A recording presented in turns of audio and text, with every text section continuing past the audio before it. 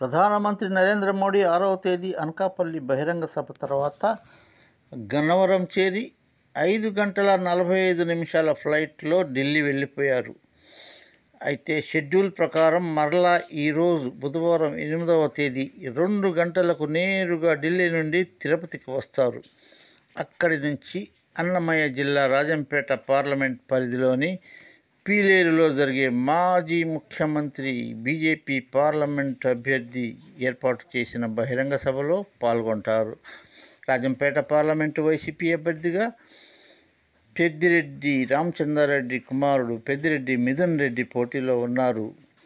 అక్కడ పెద్దిరెడ్డి రామచంద్రారెడ్డి మీద భారీగా అక్షింతలు వేసి అక్కడి నుంచి గన్నవరం ఎయిర్పోర్టుకు చేరి కారులో విజయవాడ చేరి సాయంత్రం 5 గంటలకు విజయవాడ ఇందిరాగాంధీ స్టేడియం నుంచి బెంజి సర్కిల్ వరకు చంద్రబాబు నాయుడు గారు పవన్ కళ్యాణ్తో కలిసి రోడ్ షో నిర్వహిస్తారు. రోడ్ షో పూర్తి కాగానే తిరిగి గన్నవరం చేరి ప్రత్యేక విమానంలో ఢిల్లీ చేరుకుంటారు. ఇది ప్రధానమంత్రి గారి చివరి ఎన్నికల ఆంధ్రప్రదేశ్ షెడ్యూల్. ప్లీజ్ సబ్స్క్రైబ్ చేసుకొని లైక్ కొట్టండి, బెల్ ఐకాన్ నొక్కండి నిజమైన వార్తల కోసం.